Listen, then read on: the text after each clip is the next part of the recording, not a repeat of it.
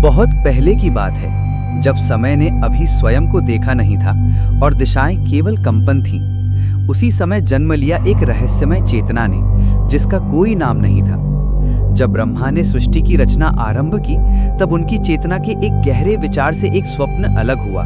वह कोई देव, असुर या मानव नहीं था, वह था अभ्युदय।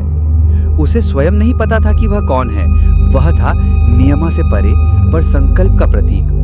वह न तो अवतार था न रचना, वह बीज का प्रकाश था जो तब प्रकट होता है जब अधर्म स्वयं को धर्म कहने लगे। सृष्टि के आरंभिक युग में एक असुर उत्पन्न हुआ जिसका नाम था आकुल। वह चेतना भ्रंश का प्रतीक था। वह देवों को नहीं मारता था, वह उनके विचारों को बिगाड़ता था।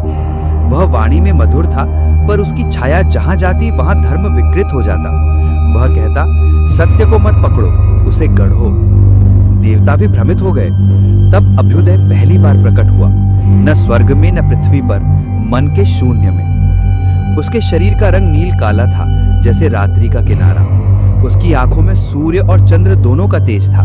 उसके पास कोई शस्त्र नहीं था, उसकी सांस ही मंत्र थी और उसकी दृष्टि स्वयं दर्पण। आकुल ने हंसकर पूछा, तू कौन है, देव, असुर? अभ्युदय ने कहा, मैं वह हूं जिसे बुलाया नहीं गया, पर जो आता है जब सब बुलाने वाले मौन हो जाएं। और फिर हुआ पहला तर्क युद्ध। वहां न अस्त्र चले न शस्त्र, केवल विचार। आकुल की हर बात में छिपा झूठ अभ्युदय की आंखों में पिघलने लगा।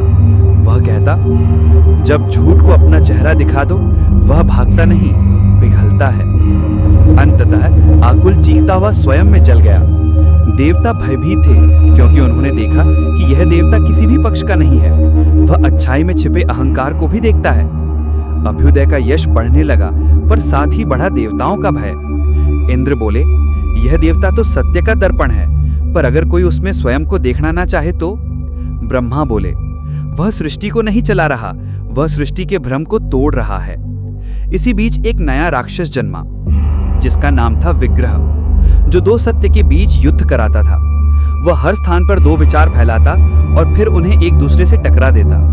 राज्य राज्य से लड़ने लगे, धर्म स्वयं धर्म से। तब अभ्युदय आया।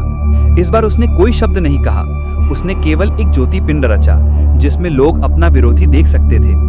जैसे ही विग्रह ने उसमें झांका, उसे अपना ही असली भय दिखा।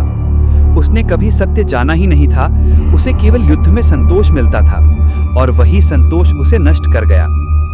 अब राक्षस बाहर से नहीं, प्रज्ञा के भीतर से जन्म लेंगे।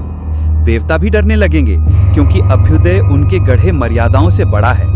और एक दिन वह स्वयं प्रश्न करे,